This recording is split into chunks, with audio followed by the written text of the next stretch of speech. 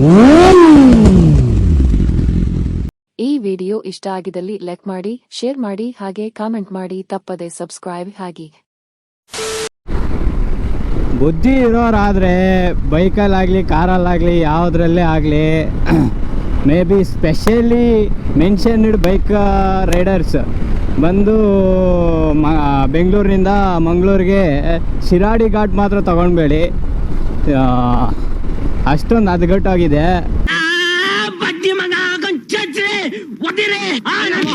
ನಾವು ಕರೆಕ್ಟಾಗಿ 1 ಅವರ್ನಿಂದ ಬರ್ತಾ ಇದ್ದೀವಿ, ಕರೆಕ್ಟಾಗಿ 50 ಕಿಲೋಮೀಟ್ರ್ ರೀಚ್ ಆಗಿಲ್ಲ.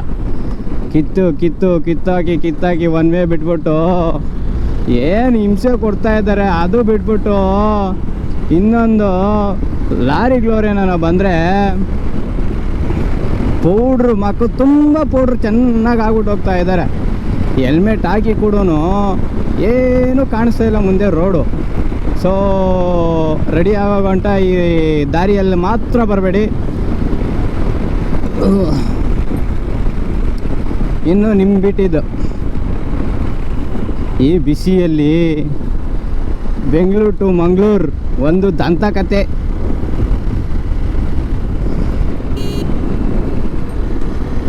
ಕಿತ್ತೋಗಿರೋ ರೋಡ್ ಕತೆ ಏನು ಮಾಡೋದು.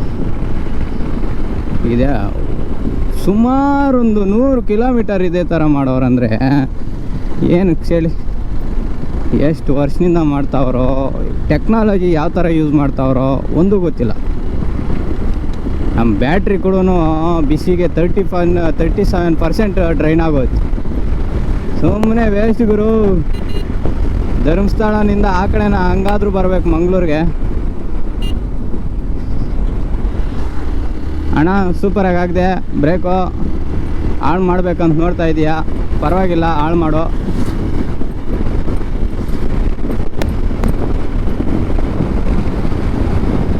ಫ್ರಸ್ಟ್ರೇಷನ್ ಆಗ್ಬಿಟ್ಟಿದ್ದೀರಿ, ಓಡಿಸಿ ಹಳ್ಳನೂ ಇನ್ನೇನು ನೋಡ್ದಿರ ಆಗ್ಬಿಟ್ಟಿದ್ದೀರಿ ಅಂದರೆ ಎಲ್ಲ ಲೆಕ್ಕ ಹಾಕ್ಕೊಡಿ.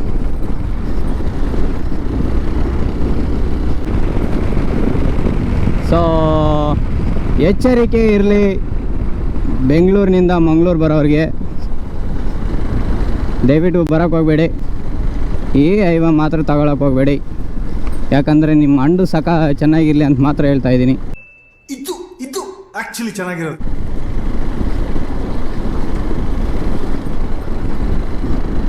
ಆ ಹಂಡು ಕತೆ ಎಲ್ಲನೇ ಇರಲಿ, ಈ ಬಿಸಿ ಹಂಡಕ ಏನು ಮಾಡಿ ಹಾಳಾಗೋದು ಹೇಳು. ನಿಮ್ಮ ಅಮ್ಮನ ಪಿಂಡ ಯಾವ ಬೋಳಿ ಮಗನಿಗೆ ಅರ್ಥವಾಗುತ್ತದೆ. ಇಂಜಿನ್ ಮೇಲೆ ಮೊಟ್ಟೆ ಹೊಡೆದು ಬಿಟ್ಬಿಟ್ರೆ 5 ಸೆಕೆಂಡ್ಗೆ ಆಮ್ಲೆಟ್ ಆಗೋಗುತ್ತೆ ಗುರು. 2 ಸೈಡೂ ಒಂದೇ ಸೈಡ್ ಏನು ಆಗಬೇಕಾ, 2 ಸೈಡೂ ತಿರುವಾಗಬೇಕನ್ನೋದೇನಿಲ್ಲ. ಮೊಟ್ಟೆ ಹೊಡೆದು ಸರ್ರ ಅಂತ ಬಿಟ್ಬಿಟ್ರೆ ಇಂಜಿನ್ ಮೇಲೆ ನೀನಿಗೆ ನೋಡಿ ಎಕೋ ಫ್ರೀ ಆಮ್ಲೆಟ್ ಏನು ಅನ್ಬೇಕು ಎಲ್ಲ ಮಾಡ್ಕೊಬೋದು.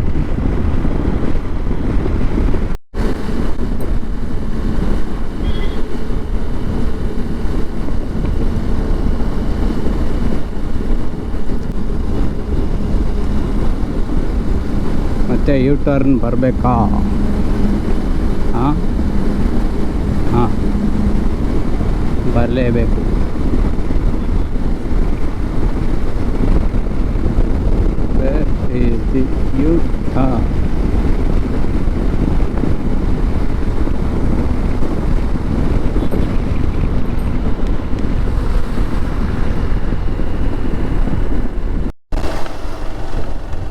ಮಲ್ಪೆ ಬೀಚ್ ಹತ್ರ ಬಂದಿದ್ದೀವಿ.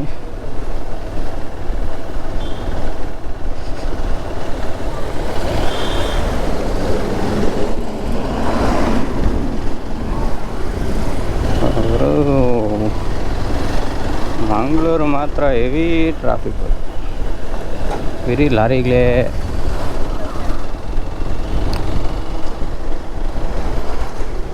ಏನು ತುಂಬಿತ್ತಾರೋ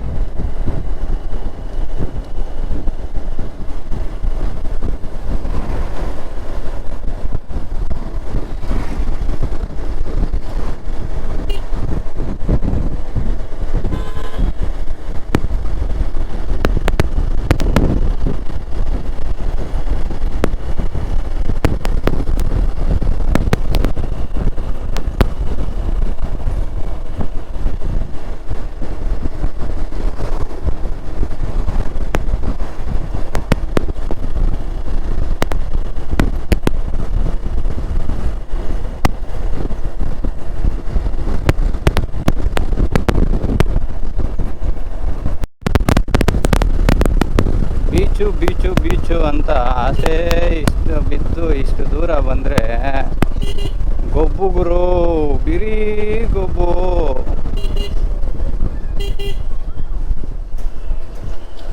ಈ ಗೊಬ್ಬಾಗಿ ಹೆಂಗೆ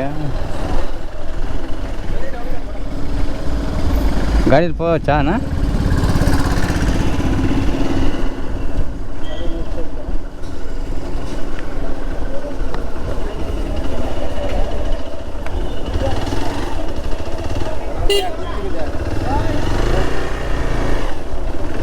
ನೀಟ್ಲಿ ಆಡೋಣ ಅಲ್ಲ ನಾವು ಗಾಡಿ.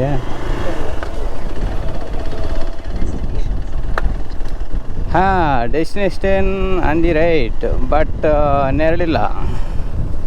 ಎಂತ ಮಾಡೋದು?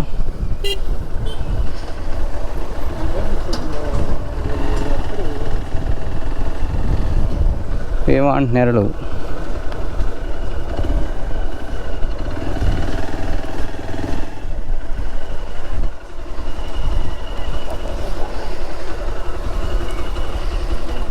ಅಮ್ಮ ಅಪ್ಪ